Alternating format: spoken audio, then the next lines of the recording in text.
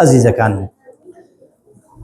لە پێش پێغەمبەرە عليه الصلاة والسلام ئومەتانێکی کە هەبوون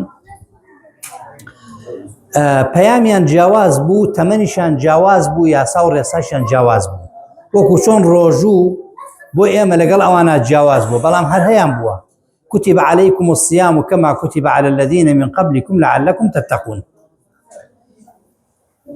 جا یەکێ لەو ئومەتانە کە خوا لە قورئانە زۆر ناوی بردوون بەنی ئیسرائیل کە چەندین پێغەمبەریان بۆ چووە، زۆری نالەبار بوون بەڵام کەسی باشیشیان تێ هەڵکەوتووە. یەکێ لەو کەسانە پێغەمبەریان ڕۆژێکیان باسیەکات بۆ سەحابەکان، ئەفەرمێ پێش ئێوە پیاوێک هەبوو سلاحی هەڵگرت ڕۆژ بۆ جیهادکردن 1000 مانگ نەهاتەوە. ئێستا ئێمە بڵێن 1000 مانگ زۆرە بۆ ئێمە، چونکە 83 ساڵ تەمەنە، 83 ساڵ بۆ ئێمە ئیترکابە پێ نامێنە و لە لەدایکبوون و تا مردنە. بەس بۆ ئەو سەردەمە وا نەبووە، چونکە ئەوان تەماشای تەمەنی نوحەکەی عليه السلام 950 ساڵ عمری بووە، تەمەنیان زۆر بووە، حتا بوونی جسمیشیان جیاواز بووە. جا ئەفەرمێت چووە بۆ جیهادکردن 83 ساڵ، 1000 مانگی پێش چووە لەڕێی خوا تێکۆشاوە جیهادی کردووە. کە ئەم حەدەسە باسەکات سەحابەکان وەکو قورئان باسیێکە ئەفەرمێت دائیمەن مسابقەیانە کرد بۆ کاری خێر، پرسیاریان کرد لە پێغەمبەر صلی الله علیه و سلم کام کارە زۆر باشە، کام کارە زۆر چاکە بۆی ئەنجامی بین. لەمەشا پرسیاریان کرد وتیانی پێغەمبەری خوا صلی الله علیه و پیاوەیە کارێکی گەورەی کرد و خۆزگای ئێمە شتێکی ئاوامان بنسیب وایە. خوای گەورە لە فەزڵ و گەورەی ئەو پێغەمبەرە ئازیزە صلی الله علیه و سلم ناوی کە پێغەمبەر برا بەدڵ سەڵەواتی لەسەر بین. هەر کەسێک سەڵەوات لەسەر پێغەمبەر بات خوا دڵی ئارامەکاتەوە، خوا سەڵەوات بەسەری ئەڕژێنێ، ڕەحمەت و بەرەکەتی خۆی بەسەری ئەڕژێنێ، بەر شەفاعەتی پێغەمبەرەکەی خوا بەر شەفاعەت پێغەمبەرمان بخا.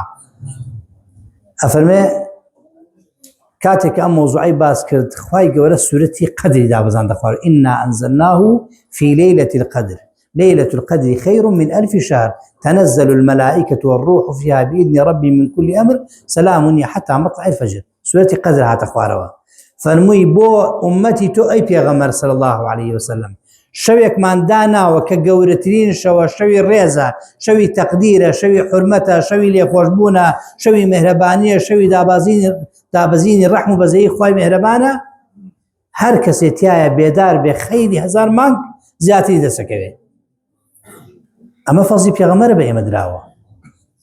بەڕێزان پێغەمبەری خوا صلی الله علیه و سلم زۆر شتی هەیە، گەورەی تایبەتی هەیە، فەزڵی تایبەتی هەیە، ئیعجازی تایبەتی هەیە، ڕێزێکی تایبەتی لێ گیراوە لایەن خواوە جیاواز لە پێغەمبەرەکانی کە عەلەیهیمۇ الصلاة والسلام. ئەمە یەکێک لەو شتانە. یەکێتر لەو شتانە جوعیلت لي الأرض مسجدا، جاران هەرە بۆ بشوێن مەعبەدێک و نوێژیان کردایە، لە دەشتا نوێژەکەی، لەسەر جادە نوێژەکەی، لە سەحرای نوێژەکەی مزگەوتە. ئەمە مشقەتی لا بردووە وەکو حکوومەتەکانی پێشووتر بووایە بووە ئیلا هەر لە مزگەوتە نوێژکردایەوە زەحمەتە ئیش و کار و کاسبی بۆ نێگرا. لەبەرەوە خۆشەویست ئەمە فەزڵی ئەو خۆشەویستیە بەسەر ئێمەوە سەلات و سەلامی خوای لەسەر بێ کە ئێمە هاتوین بێدار بووین لەم شەوا دڵنیا بین، یەقینمان هەبێ 3 ئۆڤەری گەورەی تایە مانگی ڕەمەزان. یەکەم من صام رمضانا إيمانا واحتسابا غفر له ما تقدم من ذنبه. هەر کەسێک مانگی ڕەمەزان ڕۆژووی گرت بە ڕۆژوو بوو بە ئیمانەوە یعنی بە ئێعتقاد و باوەڕەوە و دڵنیا بوو لەوەی کە خوا پاداشی هاتەوە خوا لێی خۆشە بێ، ئینشاءڵڵا خوا لە هەموو لایەکمان خۆش بێ. هەر کەسێک ڕۆژێکی ڕەمەزان بفەوتێنێ بە قەستی بەبێ عوزر 1 ساڵ بە ڕۆژوو بێ خێر ڕەمەزانی دەست ناکەوێت، ئەوە ڕەمەزان گەورەیە. بەڵام هەر کەسێک بە عوزرەوە ڕۆژووی ڕەمەزانی شکاند، نەخۆش بوو، سەفەری کرد، پیر بوو، شتێکی بۆ پێش هات، مادام عوزری هەیە هەر کاتە بیگرێتەوە خێری ڕەمەزانی دەسەکەوێت. ئەمە ئۆڤەری یەکەم. دووهەم من قام رمضانا إيمانا واحتسابا غفر له ما تقدم من ذنبه. هەر کەسێک شەوانی ڕەمەزان تەراویح چەند ئاسانە، نانەخۆی وەڵا یەگەنی بۆ تەراویح بە قورئان تاقەتی نامێنێ، خەو دێبێت تاقەتە بی تەماڵە بی بەسکەی بۆ تەراویح نەشاتی وەرەگری. لەگەڵ ئەوەیە هەر کەسێک وەکو لە فەرمودەکەیە هاتووە لەگەڵ ئیمامە تەراویح بکە هەتا وەکو کۆتایی وترەکە هەموو شەوەکەی بە شەو نوێژ بۆ حسابە بێ. کە ئەوەیشی کرد پێغەمبەری خوا فەرمێ هەر کەسێک شەوی ڕەمەزان بێدار بوو شەوانی بە عیبادەت بردە سەر خوا لە گوناهەکانی هەموو خۆشە بێ. سێهەمینیان کە ئەم شەو پیرۆزەیە کە ئێمە تیا دانیشتوین پیغمبر فرمی صلی الله علیه وسلم من قام ليلة القدر ایمانا واحتسابا غفر له ما تقدم من ذنبه. هر کەسێک شەوانی قەدر و شەویش برا 2 ساعتە، دوانزەی بۆ 2، 2 بۆ 3، 1 بۆ 3، 2-3 ساعتە. يعني ئەمە گەورەترین معاملەی لەگەڵ خوایەکی. ئەوە نییە خوای گەورە فەرمێ یا أيها الذين آمنوا هل أدلكم على تجارة تنجيكم من عذاب أليم. پێتان بڵێم باشترین معاملەیە کە ڕزگارتانەکات لە ئاگری جەهەنەم چییە؟ تؤمنون بالله، ئیمان بێن بەخوا، عەمەلی ساڵحتانە بێ، نەجاتتانە بێ. ئەمە باشترین معاملەی لەگەڵ خوایەکی. بە کەمترین کات زۆرترین تەمەن بەختەوەری هەمیشەیی کە قیامەتە بەدەستێنی. لە چەند سەعاتێکە ئەگەر خوای گەورە ئینشاءڵڵا قبولکە بە دڵنیاییش و قبولێکا لێمان، هەر کەسێک لەم شەوانە بێدار بێ ڕووی کردە ماڵی خوا، نیەتی قەدری هێنا و ئیعتیکافی کرد لە مزگەوتا و داوای لێخۆشبوونی لە خوا کرد، بەپێی ئەم فەرمودەی پێغەمبەری خوا فەرمێت ئیلا خوا قەڵەمی عەفو بەسەر تاوانەکانی هێنێ. خوای گەورە بۆ خاتی ناوجوانەکانی قەڵەمی عەفو بەسەر تاوانمان بێنێ، لە گوناهەکانمان خۆش بێ، لە گوناهی باوکو دایکمان خۆش بێ. بەڕێزانم خۆشەویستانم، ئەم فەزڵ و گەورەیەی کە دراوە بە ئێمە بەداخەوە زۆر کەسەیە مەسەلا نایەوێ ڕوو ناکاتە مزگەوت، شەو بەخەوە باتە سەر. لە کاتێکە ئەو نەشەوێکی پیرۆزە تەتەنەزەل المەلائکەة والروح فیها، هەرچی فریشتەی ڕەحمەت و بەرەکەت هەیە دەوری مزگەوتەکانە دەن، جیبریل سەرکردایەتیان ئەکات، سەکینەت و ئارامی ئەهێنن، قەدەر دیاری ئەکەن. یعنی تۆ تا ئێستا ڕزقت کەم بووە بپارڕێنەوە، بڵێ خوایە ڕزقم زیاکەی، خوایە بەرەکەت هێنیتە ڕزقمەوە. تەقدیر یەکێ لەو مانایانەی کە زانایان ئەفەرموون قەدر کە خوای گەورە باسی ئەکا، یعنی تەقدیراتی ئومور، کارەکان تایە ئاڵوگۆڕە بێت. ڕزقت دەڵێ کابرا ڕزقم سوارە، ڕزقم بەسراوە، تەداوا بکە لە خوای گەورە بڵێ خوایە ڕزقم زیاکەی، استیغفار بکە. واستغفروا ربكم انه كان غفارا يرسل السماء عليكم مدرارا ويمددكم باموال وبنين ويجعل لكم جنات ويجعل لكم منارا. رزق وروزي بركتي تمن بركتي مال ومنال اسودي جان ارامي درون هموي لاستغفار ولخشبونا للرحم بزي خوايه للركن قافي خوايه كاكيم بيسمن بخوايه بو گەورەیەی خۆی خوای پەروەردگار ئێمەش بەم چووکی خۆمان کە تۆ دەست بەرزەکەی تۆ بۆ لای خوا، پێغەمبەری خوا فەرمێ خوای گەورە پێی شەرمە دەستت بە خاڵی بگەڕێنیتەوە، یعنی ئیلا جواب تایەتەوە. جا تۆ جاری وایە باش دوعاکەم بۆ قبول نەبووە، قبول بووە، بەڵام لەوانەیە موسیبەتێکی لەسەر لاشوو بێ، خوا بەڵایەکی لەسەر گەڕاندبیتەوە. بۆیە لەم شەوانە ئینشاءڵڵا و چەند شەوێکی کەشی ماوە، تەنها 27 حساب نییە، 28 و 29 سیشە ئەم دەشەوەی پێغەمبەریان صلی الله علیه و سلم کە بێدار بۆ تایە، ئەگە سەعاتێ بۆمانەکە 2 ساعت بۆمانەکەێگە لە مزگەوتیشا بۆمان ناکرێ، ئەهلی بازار و کاسبین مادام نیەت بێنی بە نیەتی عیبادەت خەریکی زیکر و پارانە و دوعابی، زیکرکردن قورئان هەر زیکرە، نوێژ هەر زیکرە، دوعا هەر زیکرە، ئەم ئەزکاری کە تۆی سبحان الله والحمد لله ولا اله الا الله والله اکبر هەموویە زیکرە. ئەو دڵەی کە بە زیکری خوا زیندوو بوو، خوای پەروەردگار ئیلا ڕەحم و بەزەیی خۆی ئاسوودەی و ئارامی پێبەخشێ. ئومێد دەکەم ئینشاءڵڵا ئەو سەکینەتەی کە لەم شەوا هەیە کە لە سوورەتەکە خوای گەورە فەرمێکی سەلام هي حتى مطلع الفجر، حتا بەیانی بەرە بەیانی ئەو شەوەیە خوا ئاسوودەی و ئارامی ئەڕژێنە بەسەر دڵی ئیماندارانە، شەوێکی ئاسوودەی و ئارامە.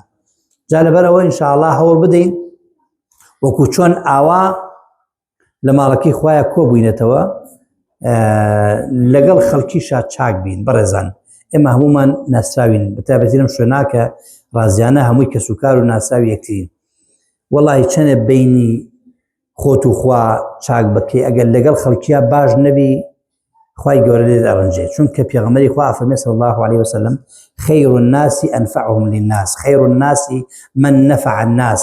تۆ نوێژەکەی ڕۆژوەکەی عیبادەتەکەی بۆ خۆتێکی، بەڵام لەگەڵ دراوسێکە تا باش بووی، چاوت لە دراوسێکت نەبوو، خێری دراوسێکت ڕجوا بینی، دڵت کینەی تیا نەبوو، بەرامبەری باش بوویت، خوای گەورە لەگەڵ تا باشە بێت. چونکە بەڕاستی باشترین کەسە و کەسەیە لەگەڵ خەڵکا باشە. پێغەمبەری خوا صلی الله علیه وسلم کاتێک کە خوای گەورە باسی ئەکا، باسی ئەخلاق و ڕەوشت ئەکات، باسی عیبادەتەکانی ناکا. وإنك لعلى خلق عظيم. بۆیە تعامل لەگەڵ خەڵکا، لەگەڵ دەرو دراوسیا، لەگەڵ خزم و کەسوکارە ئێمە تسبین و دوسبین جەژنە، ماڵ ڕازێنیتەوە، سیارە ڕازێنیتەوە، جوی جوانە بەرەکەی، با دڵیشمان بڕازێنینەوە بە ئیمان، دووری کەینەوە لە کینە و حقد والله بالله تالله پێغەمبەری خوا صلى الله عليه وسلم لە 3 مەجلیسە شایەتی بۆ کەسێک داوە کە بەهەشتیە لەبەر یەک سیفەت. سەحابەکەی گەڕێتەوە فەرمێت ڕۆژ یەکەم هات فەرمووی سێ کەسێک یەت بەهەشتیە، دووهەم ڕۆژ هات هەر فەرمووی سێ کەسێک یەت ئەهلی بەهەشتە، سێەم ڕۆژ هات هەر هەمان شایەتی بۆیە هەر یەک کەس بوو. متابعی ئەم کەسە کرا ئەزان چ سیفەتێکی بوو، ئەڵە سەحابەی چوو بۆ ماڵیان متابعی کە بزانن چ نوێژەیەکە چ ڕۆژوویەکە چ عیبادەتێکە کە خوای گەورە بەسەر زبانی ئەم پێغەمبەرە شایەتی بەهەشتی بۆ داوە. ئەفەرمێ هیچ کاروکردارێکی جیاوازی نەبوو، نە ڕۆژوویەکی تایبەتی هەبوو نە نوێژێکی زیای هەبوو، ئەعتیادی نۆرماڵ. دوای سەحابەکە پێوتی تو ئەو خوایە تۆ چیت کردووە پێغەمبەری خوا شایەتی بەهەشتی بۆ دایی؟ وڵای ئەوەی کە تۆ بیریتە هەرەوەیە، بەڵام یەک سیفەتم هەیە کاکە من کە سەرم قسە ناو جێگا کە سەرم نایەوە بەرامبەر بە هەموو خەڵکی من دڵم پاکە، گردنی هەموو خەڵک ئازاد دەکەم، حیقت لە دڵمان نییە بەرامبەر بە خەڵک، چینە لە دڵمان نییە بەرامبەر بە خەڵک.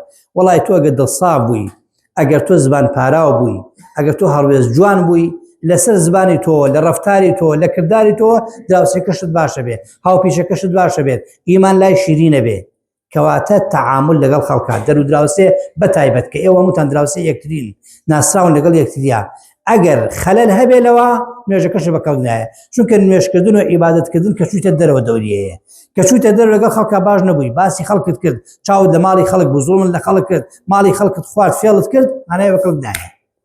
لەبەرەوە خۆشەویستەکانم ئەزیزەکانم، با نوێژ و کار و کردارەکانمان بێتە فاکتەرێ بۆمان، هەڵسوڕێنەرێک بێوان کە چاکمان بکا لەگە خەڵکی، ئەو کاتەکەوە لەگە خەڵکیشا باش بووین ئینشاءالله خوای گەورە چاکە و خێر و بەرەکەتی خۆی بەسەرمان ئاڕژێنێ. خوا بۆ خاتی ئیسمی عەزەمی خۆی، بۆ خاتی ناوە جوانەکانی، بۆ خاتی ئەم شەوە پیرۆزەی کە ڕێزی لێ ناوە کە هەندێک لە زانایانە فەرموون ئەو کەسانێشی لەو شەوا بێدارن خوا ڕێزیان لێنێ، خوا ڕێز لە هەموو لایەکمان بدێ، خوای گەورە لێمانی قبوڵ بکە، خوای گەورە خێری هەزار مانگ بە نسیبمان بکە، قەڵەمی عەفو بەسەر تاوانمان نەبێری. خوایە بۆ خاتی ناو جوانەکانت داوا دەکەین پێغەمبەری گیان فێری کردوین کە زۆر بڵێن اللهم إنك عفو كريم تحب العفو فاعف عنا. خوایە تۆ عەفویت، بەخشندەیت، لێبوردەیت، لە بەندەکانت ئەبەخشیت. لە شەو ڕۆژی ڕەمەزانە 1000 عەبد 100,000 عەبد گردنی لە ئاگری جەهەنەم ئازاد دەکەی، خوایە قەڵەمی عەفو بەسەر تاوانمان نابێنی. بۆ خاتی ناو جوانەکان دێمان خۆش بی، عاقبەتی کارمان بەخێر تەواو بکەی، لەسەر ئیمان دامەزراومان بکەی. اللهم آمين. وصلى الله وسلم على محمد وعلى آله وصحبه أجمعين، والسلام عليكم ورحمة الله.